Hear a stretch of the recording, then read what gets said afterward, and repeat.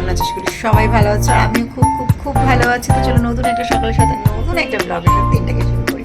সকাল সকাল চলে এসেছি ব্যালকনিতে, টিফিন করা হয়ে গেছে। আজকে পরে নিচ্ছিল বাইরে থেকে টিফিন, যেহেতু আজকে মেয়ে স্কুল যায়নি। ওই যে বলেছিলাম 1 জানুয়ারির দিন মেয়ের একটু পায়ে লেগেছিলো, তো একটু ব্যথা আছে। আর স্কুলে হচ্ছে ডান্স প্র্যাকটিস, যেহেতু ওদের অ্যানুয়াল ফাংশন আছে, তো সেই জন্য ওর প্র্যাকটিস করতে সমস্যা হচ্ছে, তো সেই জন্য আর কি আজকে ওকে পাঠায়নি। আর সকাল সকাল চলে এলাম গাছের কী কী ফুল হয়েছে সেগুলো দেখার জন্য। তো আজকে সেরকম বেশি ফুল হয়নি, নীলকণ্ঠ ফুল দুটো ফুটেছে, আর সাদা অপরাজিতা ওগুলো ফুটেছে। বাকি এই যে একটা ছোট্ট গাঁদা ফুল হয়েছে, আর বাকি ওখানে গোলাপ ফুলটা অনেকদিন ধরে ফুটে আছে। গাছে হয়েছে একটা উচ্ছে ছোট্ট, তো ওটাকে তুলে নেবো। ওটা কিন্তু করলা নয়, উচ্ছে গাছ। তো চলো রান্নাঘরে যাওয়া যায়। রান্নাঘরে দিকে সেরকম বেশি কাজ নেই, বর এনেছে মাছ, তো এই মাছগুলো এখন ধুতে হবে। তো আর ওখানে বাসন কটা মাজতে হবে, আর রয়েছে গ্যাসটা মুছতে হবে। ভিজে ঢাকাটা জাস্ট রাখলাম মুছবো বলে। তো মেয়েকে পাঠিয়েছি স্নান করতে, এখন মেয়ে গেছে স্নান করতে। আর আজকে এখনো মাছেদের খাবার দেওয়া হয়নি, তো খেতে দেবো। আর এখানে কিছু বাসন রাখা রয়েছে, তো যেগুলো আমাকে এখন গুছিয়ে তুলতে হবে, যেগুলো মাজা রয়েছে। তো চলো ভিডিও দেখতে হবে সঙ্গে।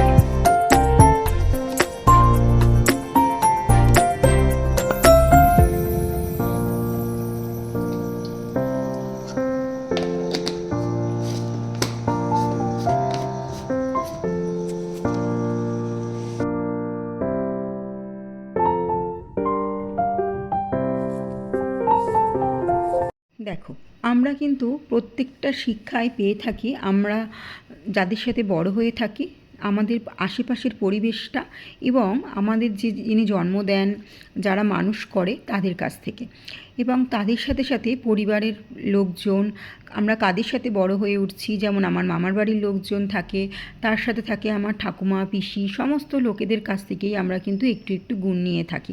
কারণ একটা বলে না, জিনের ব্যাপার থাকে, তো রক্তের ব্যাপার থাকে একটা, তো কালচার তো সেখান থেকেই আমাদের আসে। তো আমরা যেমন কালচারে বড় হয়ে থাকি, ঠিক তেমনটাই আস্তে আস্তে সেটাই আমরা কিন্তু শিখি। ছোটোবেলায় লার্নিং টাইম থাকে, একদম ছোট বাচ্চা হওয়া থেকে। যে বাচ্চারা যেমন পরিবেশ দেখে বড় হবে এবং যাদেরকে দেখে বড় হয়, ঠিক তাদের মতনই হয়ে ওঠে। কথাবার্তা, চাল চলন, জীবনযাত্রা যেমনই বলো, সবটাই কিন্তু তাদের পারিবারিক শিক্ষায় থাকে। তো এটাই বলা যায়। তেমনটাই ঘর গুছিয়ে রাখাটাও কিন্তু এগুলো আমরা মা, দিদা, মাসি, জেঠু, জেঠিমা এদের কাছ থেকেই শিখে থাকি। কারণ এরা কীভাবে জীবনযাপন করছে সেভাবেই আমরা দেখে কিন্তু বড় হই, আর তাদের মতনই আমরা করার চেষ্টা করি যে এভাবেই আমরা গুছিয়ে রাখবো, ঘরের সমস্ত কাজগুলো এভাবেই করব। ধরো রান্না করার ব্যাপারটা, আমরা কিন্তু প্রথমেই রান্না করতে কেউই জানি না। আস্তে আস্তে যখন রান্না শিখি, কখনো শাশুড়ি মার কাছ থেকে শিখতে হয় বিয়ের পরে, কখনো আমরা আমার মায়ের কাছ থেকে শিখে থাকি, কখনো মাসিদের কাছ থেকে শিখে থাকি। সবার কাছ থেকে একটু একটু করে কিন্তু আমরা রান্নার আর পদ্ধতিগুলো জেনে থাকি। তো এইভাবেই কিন্তু আমাদের সবটা শিখে ওঠা, একবারেই কিন্তু সবাই সব কিছু শিখে উঠতে পারে না। আর এই যে ধরো গাছ লাগানো, এই নানান ধরনের এই অভ্যাসগুলো ছোটো থেকে জন্মসূত্রে কিন্তু পাওয়া। আমার বাবা ভীষণ গাছ লাগাতে ভালোবাসতো, আর আমার দাদু তো ভীষণ ভালোবাসতো। আমার শীতকালে আমার মামার বাড়িটা পুরো বাগান বাড়ি হয়ে থাকতো। আমার দাদু কী করতো, উঠোনের মধ্যে ইঁটগুলোকে নিয়ে এসে গুঁড়ো করতো।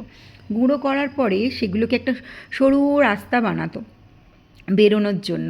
আর তার দুপাশে পুরো গাঁদা গাছ, তারপরে এমনি শিউলি গাছ, স্থলপদ্ম গাছ, এগুলো তো ছিলই, জবা গাছ এগুলো তো ছিলই। তার সাথে শীতের যে নানান রকম ফুল হয়, সেগুলো আমার দাদু দুপাশটা চারিপাশে একদম ভরে রাখতো। মানে তার ভেতরে তুমি ঢুকতেও পারবে না, এতটা পরিমাণে বাগান হয়ে থাকতো, আর বড় বড় হয়ে থাকতো। এত সুন্দর করে আমার দাদু গাছ লাগাতো। আর পুঁইশাক গাছ তো মানে সারা বছর থাকতো। পুঁই মিচুরি ভেজে খাওয়া, মানে এগুলো আমার দাদুর ভীষণ শখ ছিল। তো আমার দাদু এগুলো নিয়েই থাকতো। আর আমার দিদাও ভীষণ ভালোবাসতো গাছপালা। আর আমার দিদা সকালবেলা উঠে পায়রাকে খেতে দিত, উঠোনে খেতে আসতো। তো এগুলো দেখে দেখেই বড় হয়েছি। আর বেশিরভাগটা আমার মামার বাড়িতেই কাটতো ছোটোবেলাটা। তো সেই জন্য আর কি মামার বাড়ির গুণগুলো পেয়েছি। আর পিসি বাড়ির গুণগুলো খুব একটা বেশি পাইনি, কারণ আমি পিসিদের সাথে অতটা বেশি বড় হইনি। ওই বছরে একবার দেখা হতো। আর জেঠু বাড়ি বলো, ঠাম্মা বাড়ি বলো, একবারই দেখা হতো, সেখানে সেরকমভাবে যাওয়া হতো না। তাই একটা কথাই বলবো, কারোর সাথে নিজেকে না গুলিয়ে ফেলাই ভালো। কারণ সবার শিক্ষা আলাদা হয়, সবার জন্মসূত্রটা আলাদা আলাদা হয়। তো সেই জন্যই কারোর সাথে কখনো আমি নিজেকে গুলিয়ে ফেলি না।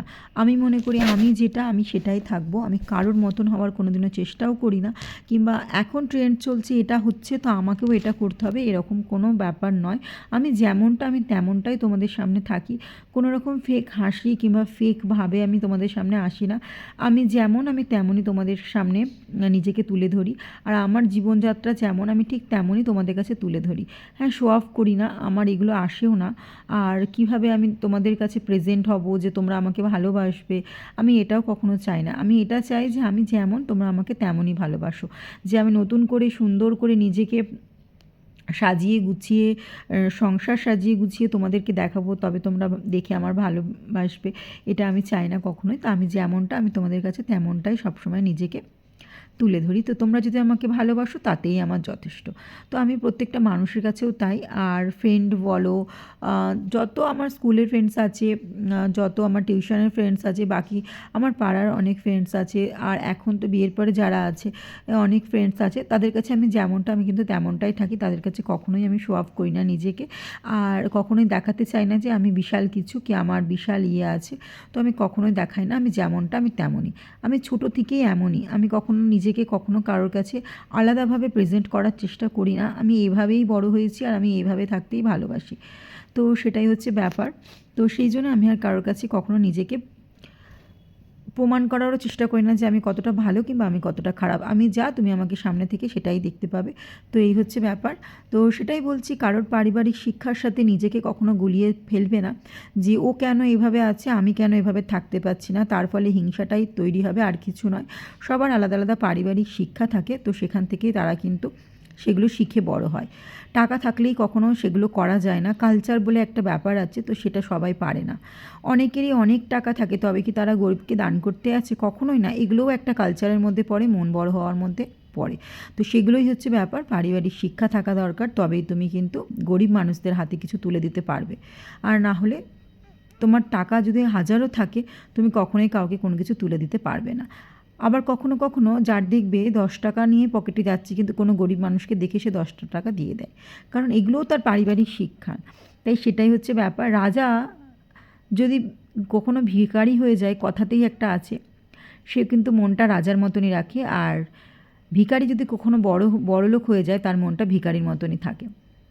তো এটাই হচ্ছে ব্যাপার। সবটাই পারিবারিক শিক্ষা আর জন্মসূত্রে পাওয়া, যেটা বললাম। তো এইরকমই একটা ব্যাপার। তো অনেকেই হিংসার চোখে দেখো, অনেক কিছু গসিপ করো, সেগুলো সমস্ত কিছুই কানে আসে।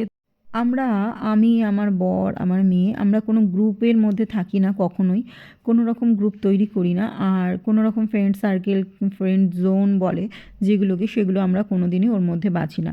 আমাদের ফ্রেন্ডগুলো খুব কমই আছে, খুব কম যাদেরকে আমরা পছন্দ করি কিংবা ভালোবাসি, যাদের সাথে আমাদের মনের মিল পাওয়া যায়, আর যারা আমাদের ক্ষতি চায় না, আমরা ঠিক সেটা বুঝতে পারি এবং তাদের সাথেই আমরা মিশে থাকি। চট করে কারোর সাথে আমরা মিশি না। আর চট করে যদি কাউকে দেখি যে হট করে তার সাথে মিশতে পারবো, এই গুণগুলো আমাদের মধ্যে নেই। অনেকটা সময় তাকে বোঝার পরে তারপরে তার সাথে ফ্রেন্ডশিপ বাড়াই। তো এটা হচ্ছে আমি, আমার বর, আমার মেয়ে, তিনজনেই এরকমই। আমার মেয়েও কিন্তু এইসব বিষয়ে ভীষণ ম্যাচিওর, সবার সাথে চট করে ফ্রেন্ডশিপ করতে পারে না। তো এই হচ্ছে ব্যাপার। মিশতে পারে সবার সাথে, ঠিক কথায়, কিন্তু ফ্রেন্ড বানানোটা খুব মুশকিল।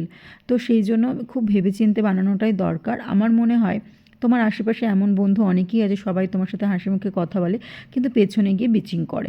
তো আমার মনে হয় এই বিচিংগুলো করা উচিতও নয়। তো যেগুলো আমরা করি না, আমরা কখনোই কাউকে নিয়ে গসিপ করি না, কারোর বিষয়ে আলোচনা করি না, এবং কার লাইফে কী ঘটছে, কে কতটা ভালো আছে, কে কী পড়ছে, কে কী খাচ্ছে, কে কোথায় ঘুরতে যাচ্ছে, কার কাছে কটা ফোন আছে, কার লাইফস্টাইল কেমন, কে কেমন ঘরে থাকে, এগুলো আমরা কখনোই আলোচনা করে থাকি না। এইসব বিচিংগুলো ছোটো লোকেরা করে। তো যারা করে তারা নিজেকে প্রমাণিত করে যে তারা ছোট লোক।